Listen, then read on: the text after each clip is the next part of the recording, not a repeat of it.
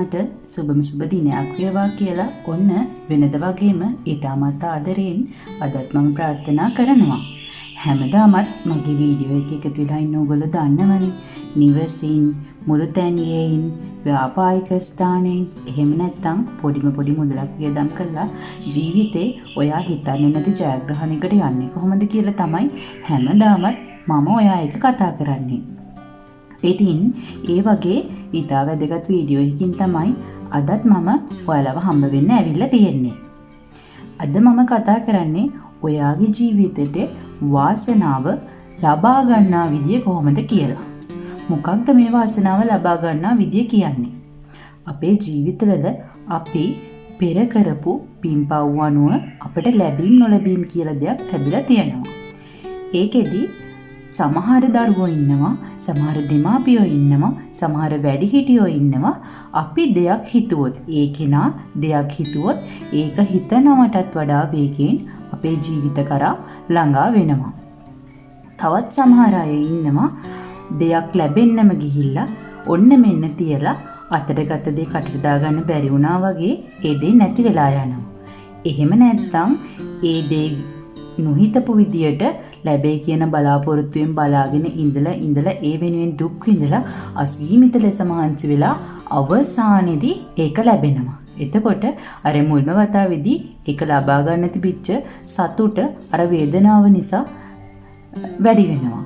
ඉතින් ඔන්න වගේ දිගු කාලයක් දුක් විඳින්න නැතුව කොහොමද ඔයාගේ හිතේ තියෙන ප්‍රාර්ථනාවක් හරි ඉක්මනින් ඉෂ්ට කරගන්නේ කියලා තමයි මම කතා කරන්නේ. උදාහරණයකට ගන්නකො, ඔයා විභාගයේ පළවෙනි පාර අසමත් වෙනවා. දෙවෙනි පාරත් අසමත් වෙනවා. ඔයා තුන්වෙනි පාර බොහෝම වේදනාවෙන් තමයි ඒක ඉෂ්ට කරගන්නේ. එහෙම නැත්නම් ඔයා රැකියාවක් බලාපොරොත්තු වෙන් ඉන්ටර්විව් 100,000 ගණන් වලට ගිහිල්ලා අවසානයේදී ඔයාට රැකියාවක් හම්බ වෙනවා. ඔන්න ඔය මොනවා හරි දෙයක් ලබා ගන්න දැඩි පරිශ්‍රමයක් දරන්න ඕන නම් අන්න එහෙම දරන්න ඕනේ නැතුව ඔයා හිතේ තියෙන ප්‍රාර්ථනාවක් ඉෂ්ට කරගන්නේ කොහොමද කියලා තමයි මම මේ අද කතා කරන්න බලාපොරොත්තු වෙලා ඉන්නේ. මේක නිවසට, ව්‍යාපාරික ස්ථානයට, ඔබගේ කාර්යාලයට, අධ්‍යාපන කටයුතු සඳහා, ඔයාගේ ව්‍යාපාරයේ දියුණුවට එකී මෙකී නොකී ඕනම දෙයකට යොදා ගන්න පුළුවන්. ඒ ඉලක්කය ඉක්මනින් ළඟා කරගන්න, දැඩි පරිශ්‍රමයක් දරන්න නැතුව ළඟා කරගන්න. ඉතින් අපි අද බලමු මොනවද ඒකට ඕනි වෙන්නේ කියලා. මේ සඳහා ඕනි වෙන්නේ ඔයාට මෙන්න මේ වගේ කුරුඳු පොතු එකක් තිබුණාම ඇති. මම ඔයාට පෙන්වන්න තමයි මෙච්චර කුරුඳු පොතු ටිකක් ගත්තේ. මේකෙන් මොන වගේ ප්‍රමාණයකද අපි භාවිතා කරන්න ඕනි කියලා. ඊළඟට අවශ්‍ය වෙනවා හිමාලයා ලුණු. හිමාලයා ලුණු කියන්නේ අපේ ජීවිතයේ ශාස්ත්‍රීයත්වයට ළඟා කරගන්න පුළුවන් බොහෝම හොඳ ඖෂධයක්. මේකෙදි හිමාලයා ලුණු වල වර්ග කිහිපයක් තියෙනවා.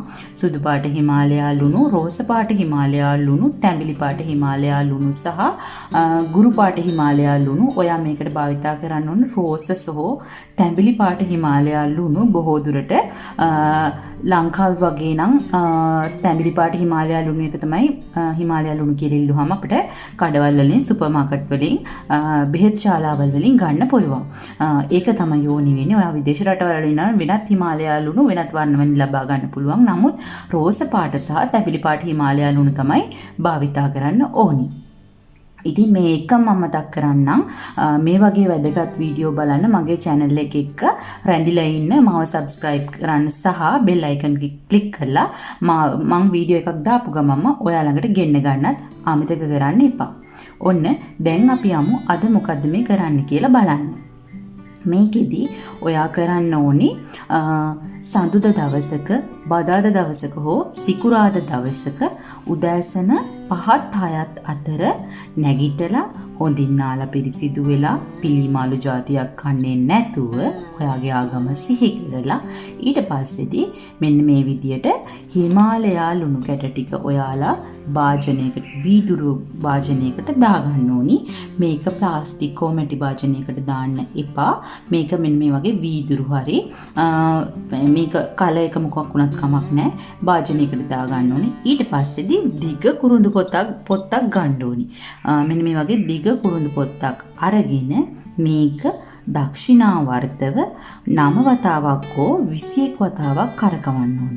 ඒ කරකවන ගමන් ඔයාගේ හිතේ තියෙන ප්‍රාර්ථනාව ඉෂ්ට වේවා කියලා ප්‍රාර්ථනා කරන්න ඕනේ. උදාහරණයකට ගන්න මේක දක්ෂිනාවර්තව කරකවන ගමන් මාගේ නිවස සාදා ගන්න අවශ්‍ය මුදල් මාහට ලැබේවා.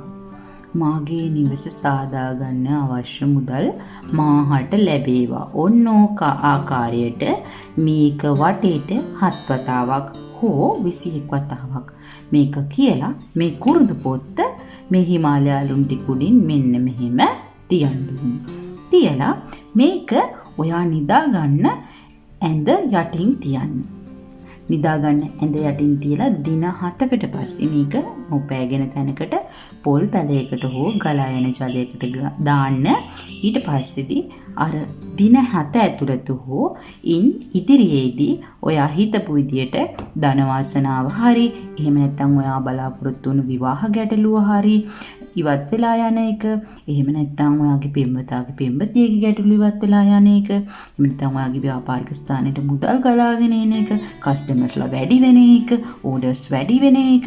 ඔන්න වගේ ඔයාගේ හිතේ ප්‍රාර්ථනාව හැකි ඉක්මනින් ඉෂ්ට වෙනවා.